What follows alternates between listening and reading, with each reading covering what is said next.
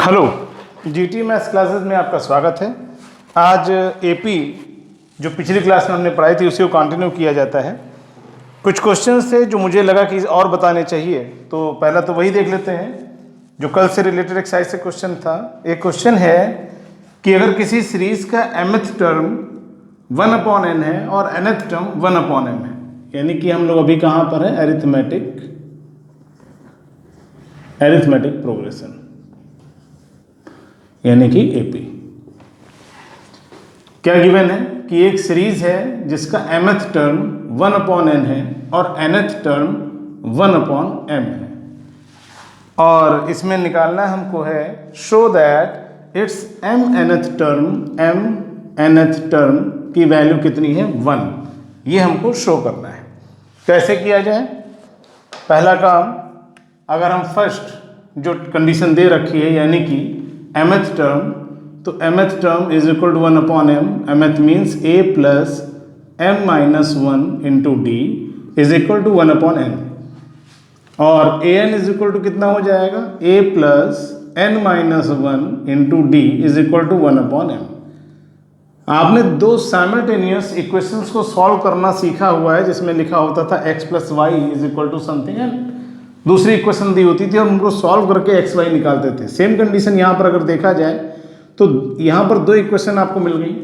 अब अगर इनको माइनस कर दिया जाए तो माइनस करने से क्या हो जाएगा, a कैंसिल हो जाएगा, कितना, ये a कट जाएगा, यहाँ क्या बचेगा m माइनस 1 इंटू डी, और यहाँ पर बच जाएगा n माइनस 1 इंटू डी। बीच में साइन कौन सा है, माइनस, तो अगर इनमें से हम d कॉमन ले लें तो हम उसको इस तरीके से लिख सकते हैं। क्या किया हमने, m minus 1 d, n minus 1 d में d कॉमन आ गया तो आ गया m minus 1 minus n minus 1 is equal to 1/n minus 1/m। अगर यहाँ पे ब्रैकेट ओपन करें तो ये आ जाएगा m माइनस 1 माइनस का n प्लस का 1, और यहाँ पर इसके साथ d है, जबकि यहाँ पर अगर mn एलसीएम ले लिया जाए तो ऊपर आ जाएगा m माइनस n, 1 कैंसिल हो गया, यहाँ बचा m minus n into d is equal to m minus n upon mn।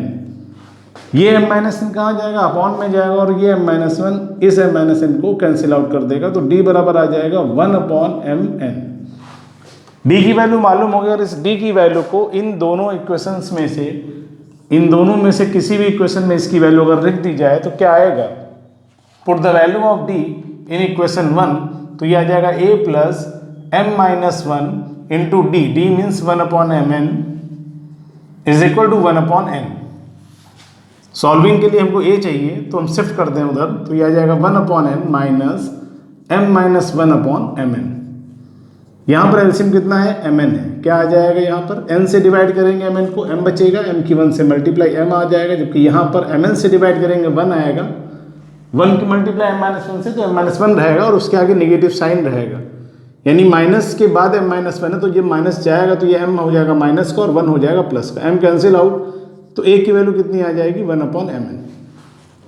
यानी हमने a भी निकाल लिया, हमने d भी निकाल लिया, हमें निकालना है mnth टर्म, तो mnth टर्म का मतलब हो जाएगा a plus mn minus 1 into D, mn minus 1 into D, तो a की जगह पे 1/mn plus mn minus 1 into D की वैल्यू कितनी, 1/mn, यानी यहाँ पर ये आ गया। अगर एलसीएम ले लिया जाए mn तो ऊपर क्या आ जाएगा, 1 प्लस mn माइनस 1 कट जाएगा, तो ये हो जाएगा mn/mn, यानी कि आंसर आ जाएगा 1। ठीक है, और इसके बाद कुछ क्वेश्चंस और जो हमको लग रहा था कि बताना चाहिए, उन क्वेश्चंस पे और आ जाते हैं।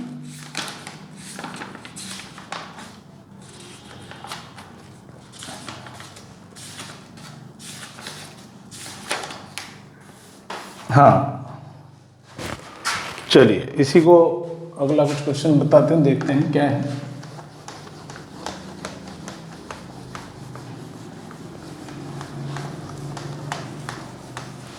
क्या दिया गया, इसमें दिया गया है कि the sum of first n 2n and 3n term of an AP is s1 s2 and s3। देखिए यहाँ पर सम की बात आ गई, तो सम बताने से पहले हम आपको बताएंगे कि सम निकालने के लिए फार्मूला क्या यूज़ किया जाएगा। सीरीज़ अगर मान लिया एक a ले लिया, एक a प्लस डी ले लिया, एक a प्लस 2d ले लिया, जैसा कि कल बताया था हमने कि कोई भी ऐसी सीरीज़ जिसमें इक्वल वैल्यू प्लस हो या इक्वल वैल्यू माइनस हो, यानी कि इंक्रीजिंग और decreasing, but gapping always constant, यानी कि जो डिफरेंस होना चाहिए वो कॉमन होना चाहिए। That's why this difference is known as common difference. तो करना क्या है यहाँ पर, अगर ये सीरीज हमको दे रखी है और हमें इसका सम निकालना है, अगर इनका हमको सम निकालना है तो कैसे निकालेंगे? इस सीरीज का सम निकालने के लिए चाहे तो हम प्लस साइन बीच में लगा दें, जिससे कि ये क्लियर हो जाए कि हम इसको सम निकालने जा रहे हैं। इस तरीके से सीरीज का सम अगर हम निकालें तो क्या आएगा, तो इसका फार्मूला क्या होता है? वैसे तो इसका डेरिवेशन भी है, चाहे तो हम सम ऑफ एन टर्म का डेरिवेशन भी कर लें, और बाकी सॉल्विंग के लिए जो हम बताने जा रहे हैं डायरेक्ट फार्मूला अगर यूज़ करना चाहे तो Sn बराबर होता है n/2 2a plus n-1 into D. n/2 2a plus n-1 into D, तो ये फार्मूला है, या तो ये यूज़ हो जाएगा, या अगर हम दूसरा फार्मूला इसमें बनाना चाहें तो 2a को a प्लस a लिख दिया हमने, बाकी n-1 इंटू डी लिखा हुआ है। तो अगर थोड़ा सा ध्यान दें तो ये जो दिख रहा है ये अपने आप में एक फार्मूला है, जिसको क्या लिख सकते हैं a प्लस an, यानी कि n/2 ब्रैकेट में first term plus last term, this is the nth term of the sequence. जो भी सीक्वेंस में नंबर ऑफ टर्म होंगे, अगर 50 टर्म है तो it mean this is 50th term, अगर 100 टर्म है it mean this is 100th term. Okay, तो दो फार्मूले हैं जिनका यूज़ यहाँ पर किया जाएगा, साइड में लिख देते हैं, जिससे कि बार बार जब आप इसको देखेंगे और यूज़ करेंगे तो ये फार्मूला याद करना आसान हो जाएगा। और वैसे भी ज़्यादा टिपिकल फार्मूला है नहीं ये, एक तो ये फार्मूला है और दूसरा फार्मूला हमने बताया n/2 ब्रैकेट में first term plus last term. ठीक है, अब हम आते हैं क्वेश्चन पे जो मैं बताने जा रहा था अभी, चूंकि सम की बात आई तो सम का फार्मूला भी जान लीजिए। आज इसी पे मेनली काम होना है, सम ऑफ n टर्म पे। लिखा है कि if the sum of first n term का सम, फर्स्ट 2n टर्म का सम, फर्स्ट 3n टर्म का सम, इनको कुछ कहा गया है। क्या कहा गया है कि अगर हम इसको S1 से रिप्रेजेंट करें, इसको S2 से रिप्रेजेंट करें और इसको S3 से रिप्रेजेंट करें। क्वेश्चन में क्या गिवन है, sum of n term is S1, sum of 2n term is S2, sum of 3n term is S3। यानी एक ही सीरीज है, उसमें कुछ टर्म के सम, यानी कि n टर्म का सम, 2n टर्म का सम और 3n टर्म का सम, S1 S2 और S3 दे रखा है।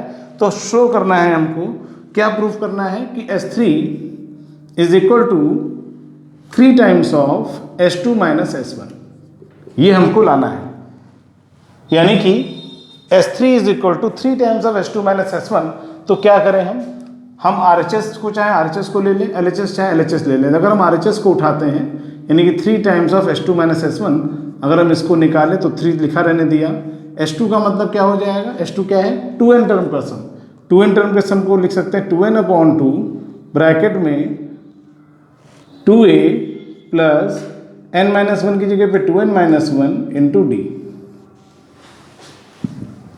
और माइनस में क्या लिखना है, S1। S1 means n term का सम, यानी n/2 2a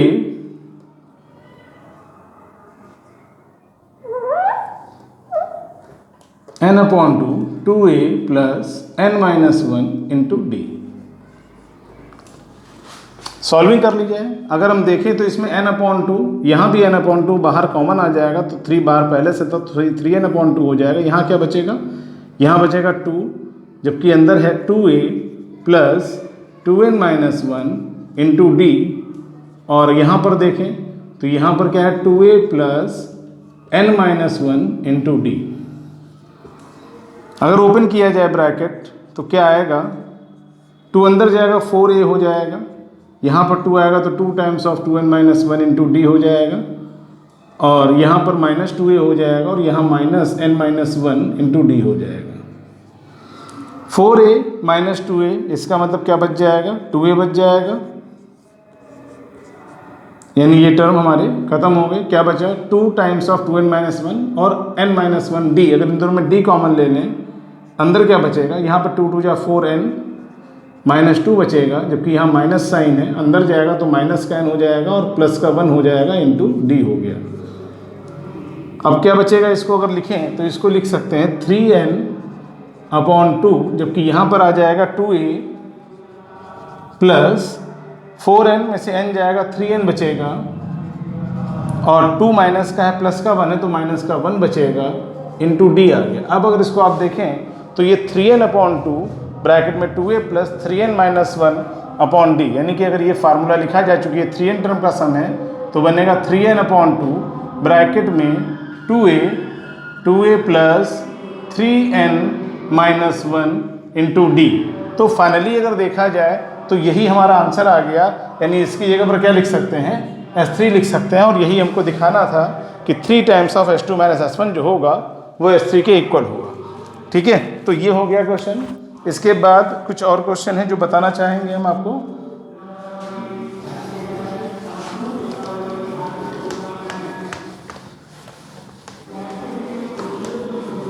इस चैप्टर थोड़ा सा ब्रॉड है, इसमें बहुत सारी कंडीशंस बनती हैं। ज़्यादातर तो एनसीईआरटी के क्वेश्चन मुझे लगता है इजीली हो जाते हैं, लेकिन जो थोड़ा सा मुझे लगता है अलग क्वेश्चन होते हैं, डिफरेंट बुक से क्वेश्चन आ जाते हैं। अब तो एग्ज़ाम का पैटर्न भी ऐसा हो गया है कि अगर हम ये सोचें कि यहाँ सिर्फ एनसीईआरटी से काम चल जाएगा, थोड़ा सा मुझे नहीं लगता है कि ये होगा ऐसा, क्योंकि जो भी पेपर इस समय जो आ रहे हैं, सैम्पल पेपर जो सीबीएसई बोर्ड के आए हैं, उनमें को देख के ये नहीं लग रहा है कि पेपर का लेवल हल्का होगा। चलिए कुछ क्वेश्चन और आते हैं। जैसे कि एक क्वेश्चन दिया हुआ है कि 200 logs are stacked in such a way that there are 20 logs in the bottom row and 19 in the next row, 18 in the next row and so on। Figure समझना है क्या? लॉग्स का मतलब होता है लकड़ी के जो लट्ठे होते हैं। जब कोई पेड़ काटा जाता है तो उसका इस तरीके का जो स्टेम आपको मिलते हैं, इनको बोला जाता है लॉग्स।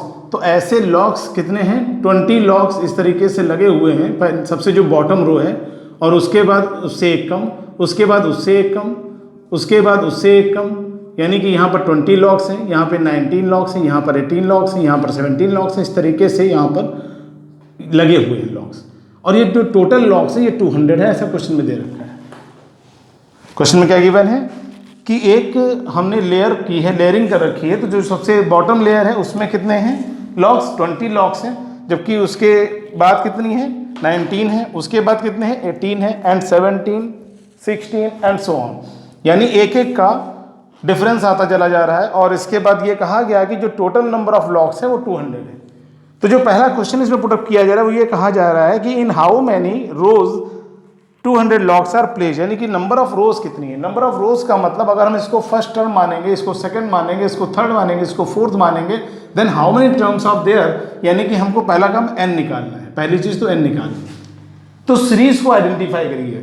टोटल लॉग्स कितने हैं? 200। It mean this is Sn, this is Sn। Total logs कितने? 200 है। इसके बाद जो सीरीज बन रही है वो 20, 19, 18 एंड सो ऑन। ठीक है, इसके बाद क्या दे रखा है? जो कॉमन डिफरेंस है वो हमको दिख रहा है, यहाँ पे -1 है। फर्स्ट टर्म क्या दिख रहा है? 20 दिख रहा है, और Sn दिख रहा है 200। तो जो हमें गिवन है, Sn गिवन है, तो Sn का ही फार्मूला लगा लेते हैं। अगर An गिवन होता तो An का फार्मूला लगा लेते। तो Sn का फार्मूला अगर लगाया जाए तो Sn का फार्मूला क्या होता है? n/2 bracket 2a plus n-1 into D. Question clear हो गया? 200 लॉग्स जिनको अरेंज किया गया है लेयर्स में। जो बॉटम लेयर है उसमें 200, बॉटम में 20, उसके बाद 19, उसके बाद 18, उसके बाद 17, इस तरीके से। और जब तक 200 लॉग नहीं खत्म होते तब तक ये लेयरिंग होती रहेगी। तो यहाँ फर्स्ट टर्म 20 हो गया, कॉमन डिफरेंस -1 हो जाएगा। तो यहाँ पे Sn की जगह पे 200 लिखना है। n कितना है मालूम नहीं हमको। 2a मतलब 2 × 20, this is 40, plus n-1 into d. D कितना है? -1 है। तो जो -1 है इस प्लस को माइनस करेगा और यहाँ पर n-1 आ जाएगा। 2 चाहे तो इधर भेज दे तो ये 400 हो जाएगा। यहाँ पर कितना बचा? n, और ब्रैकेट में कितना बचा? 40। ये माइनस का n, ये प्लस का 1, यानी अगर ये 40 और ऐड करेंगे तो ये आ जाएगा 41 माइनस n, और अगर हम मल्टीप्लाई कराएं तो 41n minus n² is equal to 400। अब अगर इसको देखें आप, अगर इसको देखें तो ये क्या है? एक क्वाड्रेटिक इक्वेशन। अगर n² को हम शिफ्ट करते हैं 400 साइड में तो ये प्लस का n², 41 माइनस का हो जाएगा, और प्लस का 400 हो गया, इज इक्वल टू 0। अब 400 के ऐसे फैक्टर करने हैं जिनको प्लस करने पर, जो भी साइन यहाँ पर होता है, प्लस करने पर कितना लाना है? 41 लाना है। तो इसके फैक्टर हो जाएंगे 25 एंड 16। 25, 16 की अगर मल्टीप्लाई कराएंगे तो 400 आएगा, जबकि 25, 16 ऐड किया जाएगा तो 41 आएगा। तो यहाँ पर अगर लिख लिया जाए तो ये n² है, जबकि यहाँ पर 41 की जगह पे 25 प्लस 16 लिख सकते हैं। n लिख दिया गया प्लस 400 लिख दिया गया इक्वल टू 0 लिख दिया गया, n स्क्वायर हो गया माइनस 25n माइनस का 16n प्लस का 400 इज इक्वल टू 0। अगर इन दोनों में कॉमन ले n तो यहाँ पर n माइनस 25, जबकि यहाँ पर अगर कॉमन देखा जाए तो 16 कॉमन है, यहाँ भी n minus 25, n minus 25 common ले लिया जाए तो अंदर हो जाएगा n माइनस 16, यानी वैल्यू क्या निकल के आएगी, n बराबर या तो 16 होगी या 25 होगी। प्रॉब्लम यहीं पर आपको आ जाएगी कि सर इसमें तो दो आंसर हैं, तो दो आंसर हैं लेकिन लेंगे कौन सा, इसको समझना है। समझेंगे कैसे, देखिए अगर लेयरिंग की जा रही है तो एक कंडीशन ये आएगी जब इसकी लेयर में क्या हो जाएगा 1 लॉग आ जाएगा। अब ये बताइए अगर 1 के बाद अगर हम लॉग कम करना चाहेंगे तो 0 लॉग आ जाएगा, इसका मतलब यहाँ पर कोई लॉग नहीं है, गैपिंग है, और इसके बाद फिर कितना आ जाएगा, माइनस में आ जाएगा। तो क्या ये पॉसिबल है, तो क्या इस चीज़ को हम इमेजिन कर सकते हैं कि इसके बाद जो लॉग की कंडीशन है वो निगेटिव में चले। निगेटिव का मतलब अगर हम इस सीरीज को देखेंगे क्या कारण है, यानी कि जो आंसर आ रहा है अगर उसको देखा जाए तो ये हमको दिख रहा है कि अगर 200 सम है, अगर टोटल नंबर ऑफ लॉग्स 200 हैं, इट मीन्स इस सीरीज के जो भी टर्म है उनको ऐड करने पर अगर 200 आ रहा है तो दो आंसर कैसे पॉसिबल है। इसका मतलब ये कि 16 टर्म को ऐड किया जाएगा तो भी 200 आएगा और 25 टर्म को ऐड किया जाएगा तो भी 200 आएगा। ये कैसे हो सकता है, इस चीज़ को थोड़ा सा समझ लें आप। अगर इस चीज़ को थोड़ा और क्लियर किया जाए, चूंकि लॉ की कंडीशन यहाँ पर क्या है 1 कम हो रहा है, तो सीधी सी बात है अगर 1 कम हो रहा है तो एक कंडीशन आएगी जहाँ पर 1 लॉग हो जाएगा, उसके बाद क्या हो जाएगा 0 हो जाएगा, फिर -1 हो जाएगा, फिर -2 हो जाएगा, फिर -3 हो जाएगा। समझ पा रहे हैं मेरी बात को, ये क्लियर है। ये इसलिए बताना चाह रहा हूँ मैं क्योंकि आप देख रहे हो कि 16 टर्म, जहाँ पर भी 16 टर्म होंगे, अगर 16th टर्म निकाल लें हम, थोड़ा समझाने के लिए मुझे ये काम करना पड़ रहा है, तो ये हो जाएगा a + 15d, a कितना है 220 है, जबकि d माइनस का 1 है तो यहाँ पर क्या हो जाएगा माइनस हो जाएगा, तो 20 - 15 दिस इज 5, सॉरी हाँ 5, ओके। तो यानी कि जो 16 टर्म है वो 5 है, यानी कि 20 के बाद यहाँ पर कहीं 5 आएगा, फिर 4 आएगा, फिर 3 आएगा, फिर 2 आएगा, फिर 1 आएगा, इस तरीके से। तो क्वेश्चन जो कह रहा है उसके हिसाब से क्या है, उसके हिसाब से ये कहा जा रहा है कि जितना 20 से 5 तक का सम है उतना ही 20 से, यानी कि ये कितना टर्म हो गया, ये हो गया 16th टर्म, 17, 18, 19, 20, 21, 22, 23, 24, 25। इसका मतलब क्या हुआ, इसका मतलब ये जो सम इसका है वही सम इसका इसलिए है क्योंकि इतनी सीरीज को ऐड करने पर 0 आएगा। क्यों, क्योंकि जो प्लस का 4 वो माइनस का 4, प्लस का 3 माइनस का 3, प्लस का 2 माइनस का 2, प्लस का 1 माइनस का 1, 0 तो 0 है ही। बात समझ में आ रही है।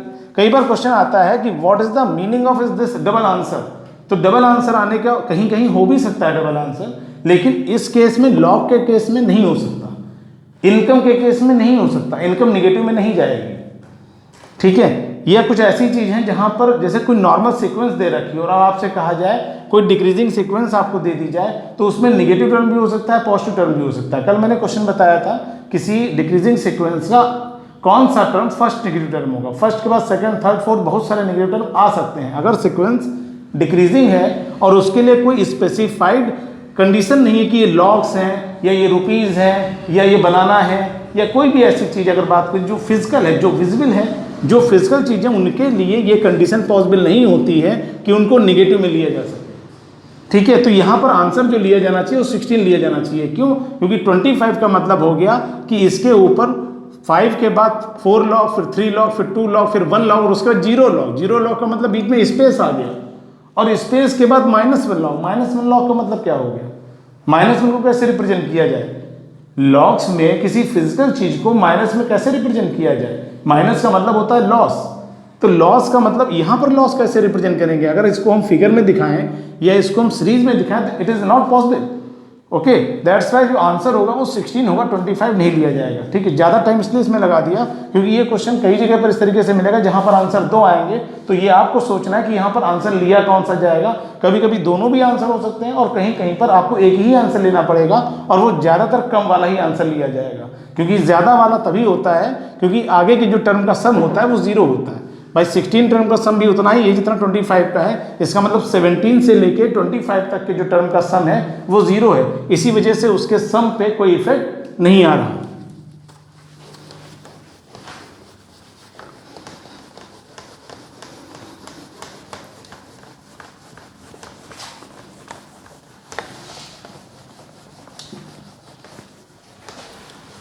इसके बाद क्वेश्चन एक और है जो ये भी एनसीईआरटी का है, मुझे लगता है ऑप्शनल का क्वेश्चन है ये।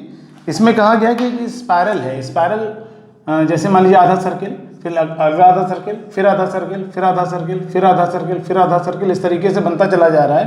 तो जो सबसे इनर है इसकी रेडियस दे रखी है और उसके बाद जिस तरीके से बढ़ती है वो दे रखा है। क्या क्या दे रखा है समझ लेते हैं। जो फर्स्ट सेमी सर्किल है यानी ये वाला, इसकी रेडियस दे रखी है 0.5। अगर इसको R1 मान लिया तो ये कितनी है 0.5 है। उसके बाद जो सेकंड हाफ सर्किल दिख रहा है यानी यहाँ तक, इसके लिए जो रेडियस होगी वो कितनी है 1 सेंटीमीटर है। इसके बाद जो थर्ड के लिए है वो 1.5 है, फोर्थ के लिए 2 है, फिर 2.5 है एंड सो ऑन। यानी जो रेडियस है वो 0.5 बढ़ रही है। क्वेश्चन में क्या कहा गया है, What is the total length of such spiral made up of 13 consecutive semicircle? इसका मतलब जो नंबर ऑफ टर्म है वो 13 है, यानी यहाँ पर कितना हो गया 13 हो गया। ठीक है, R कितनी है मालूम है। अगर हमें इस वायर की लेंथ लेनी है तो इसका मतलब ये आधी सरकमफ्रेंस, ये अगली आधी सरकमफ्रेंस, फिर आधी सरकमफ्रेंस, फिर आधी सरकमफ्रेंस, फिर आधी सरकमफ्रेंस, इस तरीके से 13। तो हम जानते हैं सरकमफ्रेंस का फार्मूला होता है 2πr, लेकिन ये तो आधी है। टोटल सरकमफ्रेंस सर्किल की होती 2πr, लेकिन यहाँ तो हाफ सर्किल है तो इसका हाफ कर दिया गया, कितना बचा πr। ठीक है, अगर πr आ गया तो पहले वाले के लिए क्या बनेगी कंडीशन, r की जगह 0.5 लिख देंगे तो पहला बनेगा 0.5 पाई, दूसरा क्या बनेगा 0.1 पाई, वो sorry 0.5 pi, 1 pi, 1.5 pi, 2 pi and so on. ये सीरीज में लगे हमको। इसका क्या चाहिए हमको, सम निकालना है। अगर सम निकालना है तो सम के लिए मैंने फार्मूला आपको बता रखा है, उस फार्मूले का यूज़ कर सकते हैं। क्या क्या मालूम है इसमें, a मालूम है कितना 0.5 पाई, d मालूम है, d कैसे निकलेगा, सेकेंड टर्म से फर्स्ट टर्म को माइनस करेंगे। अगर 1 पाई से 0.5 पाई माइनस हो जाएगा तो 0.5 पाई बच जाएगा। यानी कि सेकेंड टर्म से अगर फर्स्ट टर्म को माइनस किया जाएगा तो कॉमन डिफरेंस कितना आएगा 0.5 पाई। ये d हो गया, ये a हो गया, a मालूम है, d मालूम है और n मालूम है 13। Sn निकालना है तो 13 यानी क्या हो जाएगा n/2 यानी 13/2, 2a means 2 into 0.5 pi plus n-1 यानी 13-1 इंटू d, दिस इज 0.5 पाई, 13/2, 2 की 0.5 पाई से मल्टीप्लाई कराएंगे तो 1 पाई हो जाएगा।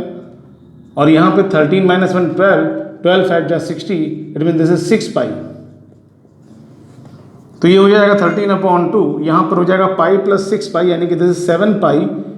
और पाई की अगर वैल्यू लिखी जाए तो 13/2 पाई की जगह पे लिख सकते हैं 22/7। तो ये 7 इससे कैंसिल हो गया, 2 से ये कैंसिल हो गया और इसकी अगर मल्टीप्लाई कराएंगे तो आ जाएगा 143 सेंटीमीटर। इसका मतलब जो इस स्पायरल में टोटल वायर की लेंथ है वो 143 सेंटीमीटर होगी। ठीक है,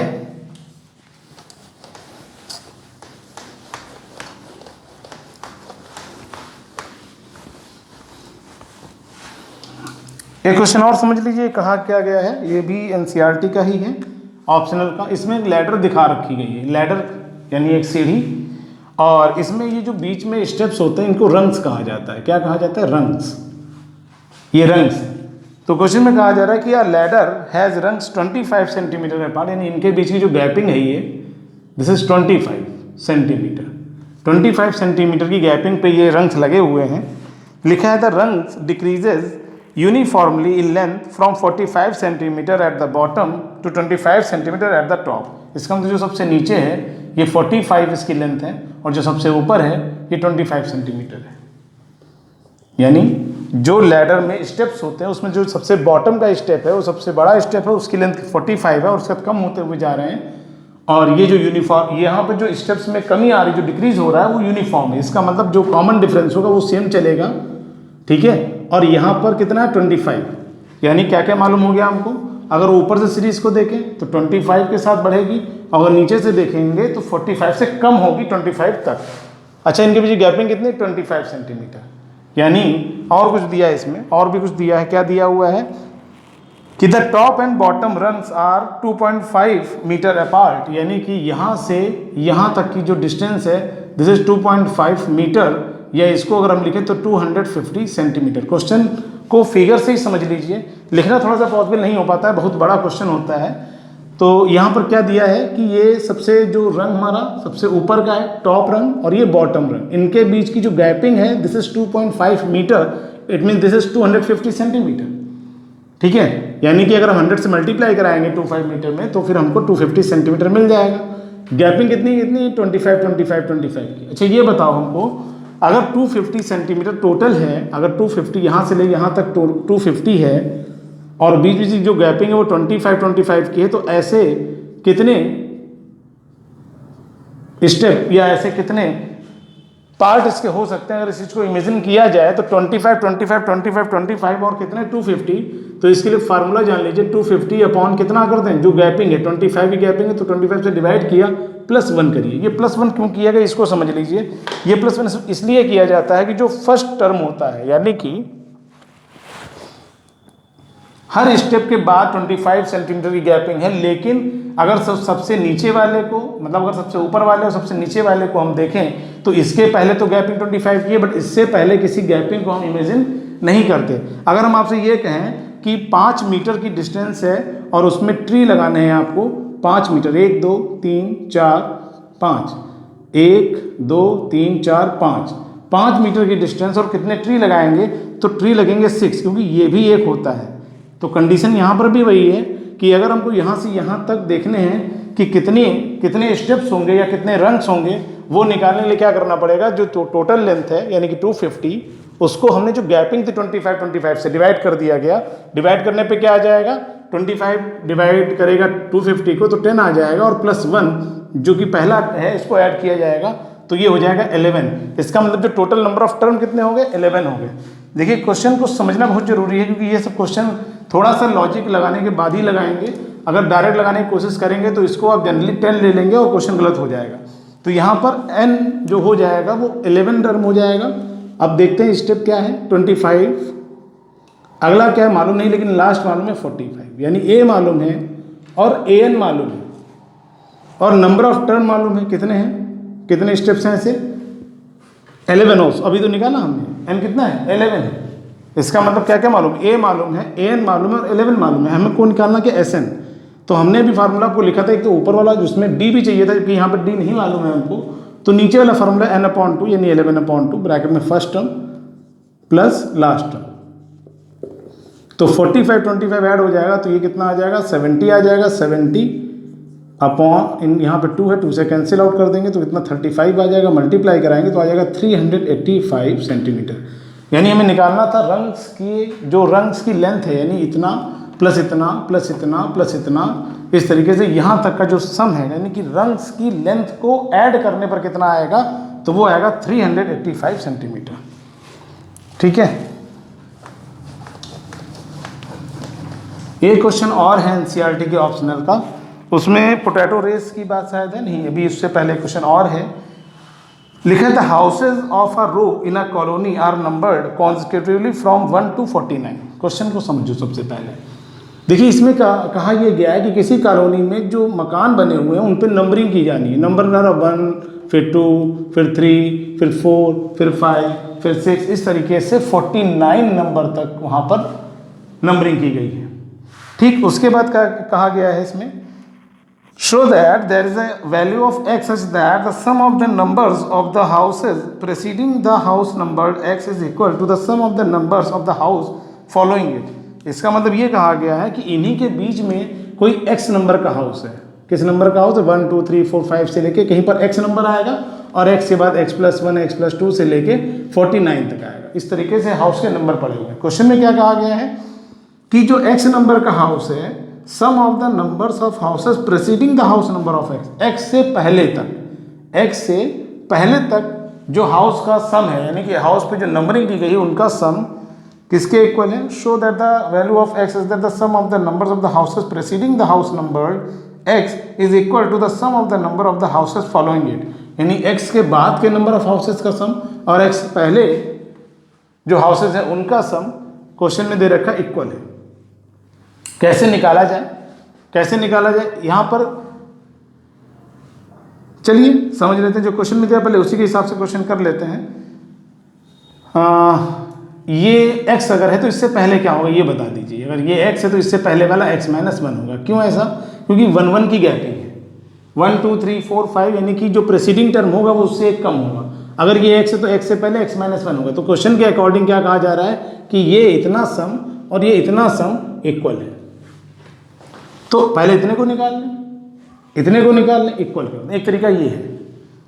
दूसरा तरीका क्या हो सकता है कि जिसमें हम इसको निकालेंगे तो ये यही है, लेकिन इसको निकालने के लिए पूरी सीरीज से ये माइनस कर दिया जाए। समझे नहीं? देखते हैं मैंने क्या बताया, यहां से यहां तक यानी कि x माइनस 1 टर्म का सम किसके इक्वल है, x प्लस 1 से 49 तक। लेकिन पूरी सीरीज में अगर हम इसकी नंबरिंग करेंगे तो कैसे करें ये नहीं मालूम है। तो बेहतर ये कि इसको निकालने के लिए पूरी सीरीज यानी कि 49 टर्म के सम में से x टर्म का सम माइनस कर देंगे तो ये मिल जाएगा और ये दोनों आपस में इक्वल है अकॉर्डिंग टू क्वेश्चन। क्लियर है इतना? क्वेश्चन यही दिया है, क्वेश्चन में यही दिया हुआ है, preceding the house number x is equal to the sum of the numbers of the houses following it, find the value of x। कैसे किया जाए? सब वैल्यूज पुट कर देनी है, चाहे तो x वाला टर्म इधर ले आए तो ये x minus 1 plus sx is equal to s49। sx minus 1 यानी कि फार्मूला n के लिए क्या होता है, अगर यहाँ पर n है ये तो फार्मूला होता है n/2 ब्रैकेट में 2a मतलब 2 इंटू 1 यानी 2 प्लस n माइनस 1 यानी x माइनस 1 माइनस 1 यानी x माइनस 2 इंटू डी कितना है 1, डी कितना है 1। तो ये हो गई सीरीज और प्लस में क्या है sx के लिए क्या हो जाएगा x/2 ब्रैकेट में 2a मतलब 2 प्लस n माइनस 1 यानी x माइनस 1 इंटू डी कितना है 1 इज इक्वल टू s49 यानी 49/2 ब्रैकेट में 2a मतलब 2 n माइनस 1 यानी 49 माइनस 1 इंटू डी यानी 1। इतना क्लियर है? वैल्यूज फिल कर लेते हैं। वैल्यूज तो फिर फिल हो चुकी, यहाँ पर सॉल्विंग कर लें, अगर ओपन करेंगे यहाँ पे आ जाएगा 2 प्लस एक्स माइनस 2, 2 कट जाएगा यानी यहाँ पर आ जाएगा x। समझ में आया? -2 + 2 कैंसिल आउट हो गया, यहाँ पर क्या बचेगा x/2। यहाँ पे जब ओपन होगा तो ये x माइनस 1 प्लस 2 तो x प्लस 1 बच जाएगा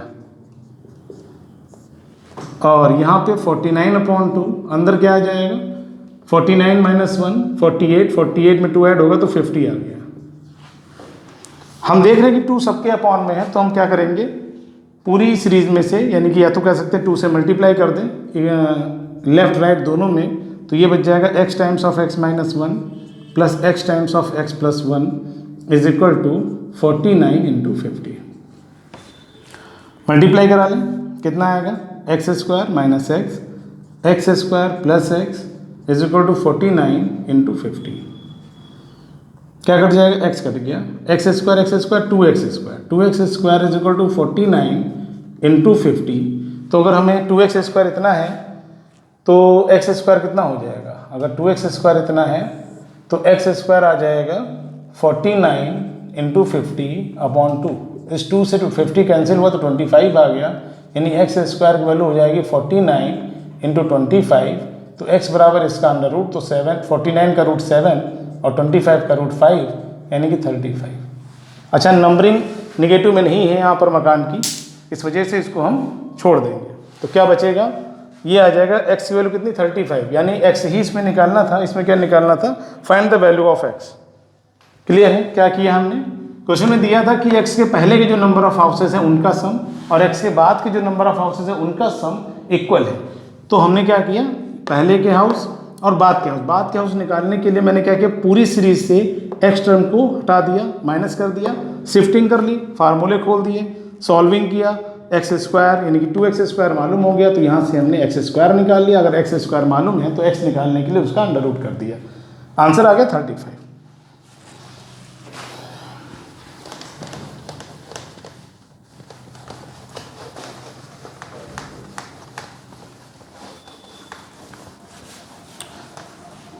इसके बाद एक क्वेश्चन इसी का एनसीईआरटी का शायद था, अभी इसमें नहीं दिख रहा है, दिखेगा तो बताएंगे। हम आगे सम पे कुछ क्वेश्चंस थे जो सम से रिलेटेड थे, बोर्ड में आए हुए क्वेश्चंस हैं।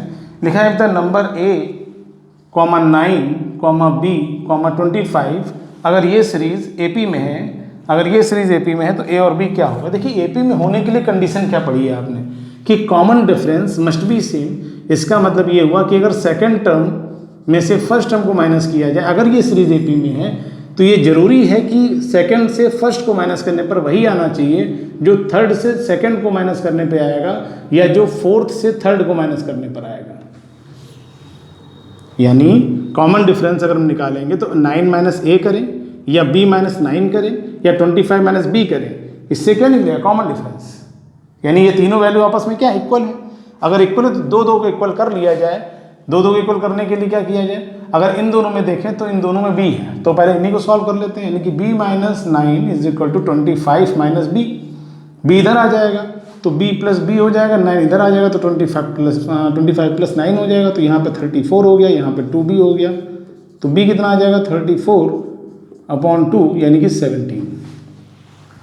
b मालूम हो गया।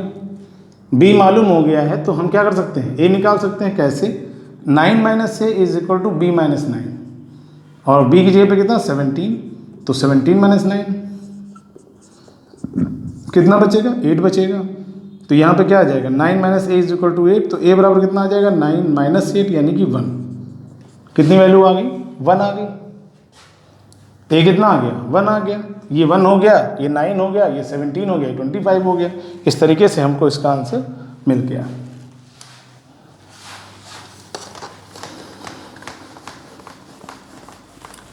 इसके बाद दूसरा क्वेश्चन है कि if the sum of first m term यानी कि sm, sum of m term is given 2m square plus 3m, 2m square plus 3m।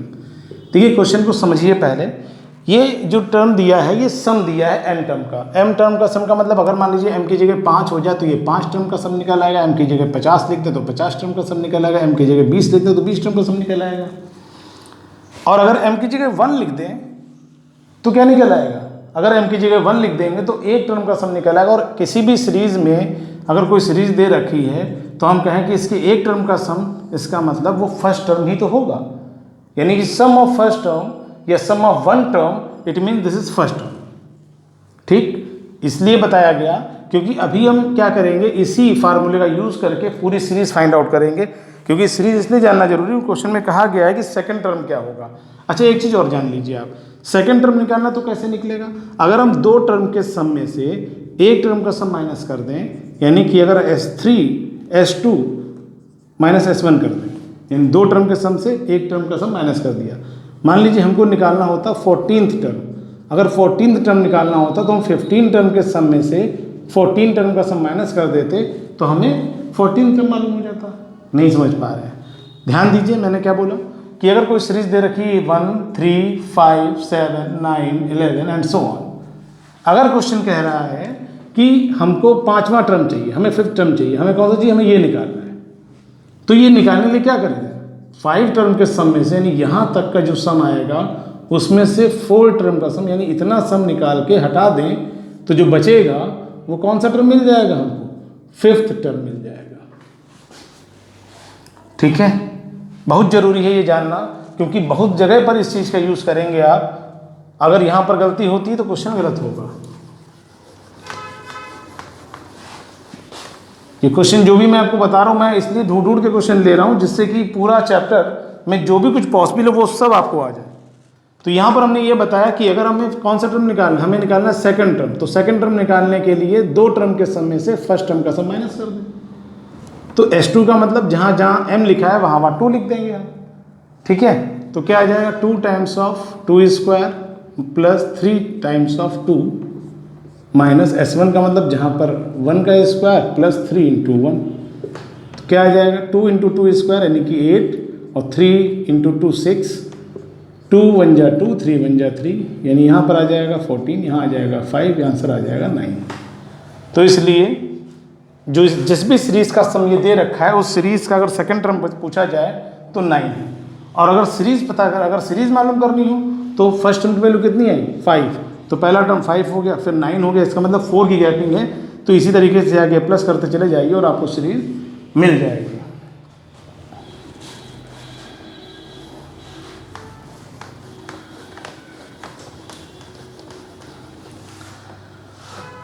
इसके बाद क्वेश्चन में कहा गया है क्वेश्चन नंबर, हाँ इसमें लिखा है कि अगर जो ऐसे अभी सम ऑफ m टर्म दिया था वैसे अगर मान लीजिए nth टर्म दे रखा हो n की फॉर्म में, nth टर्म दे रखा है 3n + 5, तो यहाँ से पूछा गया कॉमन डिफरेंस क्या होगा। कॉमन डिफरेंस कल हमने बताया था कि दो सीरियल वाइज टर्म, चाहे a2 माइनस a1 कहा जाए या a3 माइनस a2 कहा जाए या a4 माइनस a3 कहा जाए, ये जो भी निकलेगा वो d निकलेगा। तो यहाँ पर अगर d निकालना है तो हम क्या करें, अगर n की जगह पे 1 लिखेंगे तो a1 निकलेगा, 3 इंटू 1 3, 3 प्लस 5 8, अगर 2 लिखेंगे तो a2 निकलेगा, 3 2 जा 6, 6 5 11।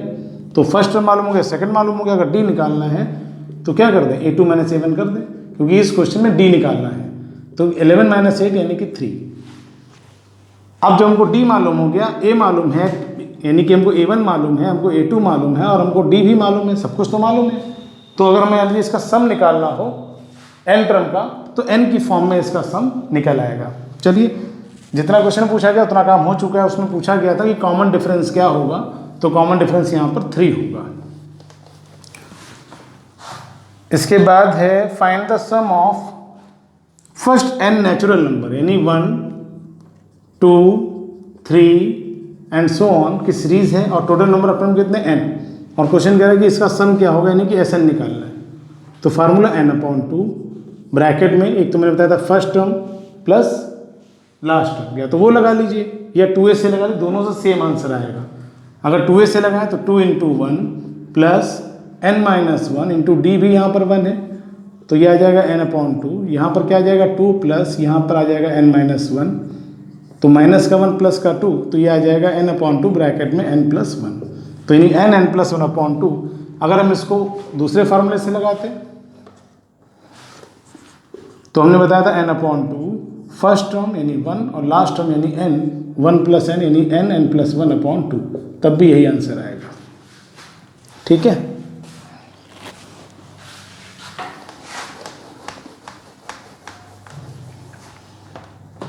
इसके बाद अगर यही नेचुरल नंबर की बजाय इवन नेचुरल नंबर होते तो starting from 2 4 6 and so on, तो यहाँ पे फर्स्ट टर्म 2 है और कॉमन डिफरेंस भी कितना होगा 2 होगा, और नंबर ऑफ टर्म कितने n है।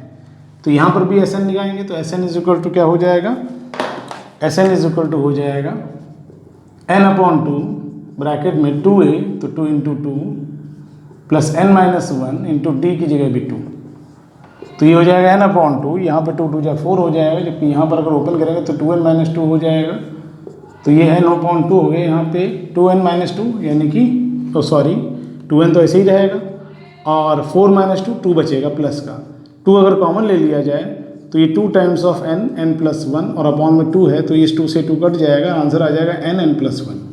ये आ जाएगा इवन नेचुरल नंबर का सम। ठीक है,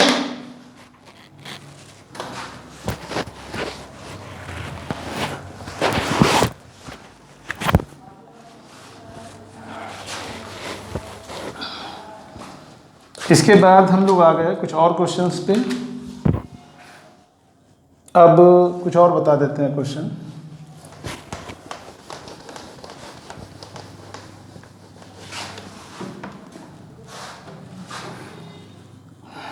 एक दिया है सीरीज दे रखी है, क्या दे रखी है 7 दे रखी है, प्लस 10.5 दे रखी है, फिर प्लस 14 दे रखी है। इस तरीके से जो लास्ट टर्म है वो 84 दे रखा है, और क्वेश्चन में निकालना है कि इस सीरीज का सम क्या होगा, यानी कि Sn निकालना है। देखिए AP है ये, ठीक है, कैसे है वो चेक कर सकते हैं कि अगर 7 के बाद 10.5 है, 10.5 7 से 10.5 यानी 7 के बाद 10.5, यानी कि 3.5 प्लस हो रहा है। अगर 10.5 में 3.5 प्लस करेंगे तो 14 आएगा, तो ये सीरीज AP में है। और AP में सम ऑफ n टर्म का फार्मूला हमने जो बताया है वो बताया था n/2 2a plus n minus 1 into D. ठीक है, अगर यहाँ पर हमें n दिया है तो अगर हम आंसर निकाल लेंगे तो n की फॉर्म में हमारा आंसर मिलेगा। तो इसके लिए n ना आए तो क्या करना है, अगर n चाहते नहीं आए तो सबसे पहले हम nth टर्म का फार्मूला लगा के n फाइंड आउट करें, यानी कि nth टर्म का फार्मूला होता है a plus n minus 1 into D.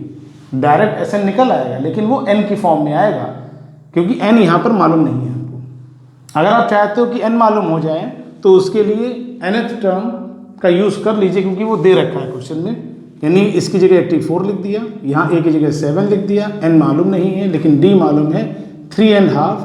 3.5 का मतलब होता है 7/2, 3 2 जा 6 प्लस 1 7/2। ठीक है, अब क्या किया जाए, ये 7 इधर आके माइनस हो जाएगा, तो 84 minus 7 is equal to n minus 1 times into 7/2 minus हो जाएगा, कितना बचेगा 77। ठीक है, यहाँ पर कितना n माइनस 1 इंटू 7/2। अब ये जो 7/2 तो ये 7 कहाँ जाएगा अपॉन में, और ये 2 कहाँ जाएगा मल्टीप्लाई में। 7 से किया 11 आ गया, 11 2 22 हो गया, यानी कि n बराबर कितना आ जाएगा 23। यानी अब हमको n मालूम हो गया। अब अगर हम SN निकालेंगे तो n के टर्म में आंसर नहीं आएगी, अब हमको n मालूम हो चुका है। S23 इज इक्वल टू हो जाएगा n/2 यानी कि 23/2 ब्रैकेट में first term plus last term यानी कि 7 + 84 कितना आ जाएगा 91/2। चाहे तो 2 अपॉन में रखा रहने दीजिए या इसको मिक्स फ्रैक्शन में चेंज करिए, मल्टीप्लाई करा के 23 × 1 करेंगे 23 आएगा, 23 की 9 से करेंगे तो 207 आएगा, 207 और 209/2। ठीक है, 23 × 1 23 2 बचा, और 23 की जब 9 से मल्टीप्लाई कराएंगे तो आएगा 207। 207 की में प्लस कर देंगे 2 तो 209, तो इसको मिक्स फ्रैक्शन में लिखें तो लिख सकते हैं 1046 होल 1/2 1046.5। ये इसका आंसर हो जाएगा। इसके बाद एक क्वेश्चन और दे रखा है, उसको भी कोशिश करते हैं बताने की। वैसे मुझे लगता है इसमें का क्वेश्चन बता चुके हैं हम आपको। इसमें लिखा है कि sum of first n terms of an AP is given SN is equal to 3n² - n, find its nth term, first term and common difference. बता चुके हैं लेकिन बताएंगे इसको, जिससे कि अगर किसी बच्चे को क्लियर नहीं हुआ है तो वो दूसरे क्वेश्चन में इस चीज़ को समझे।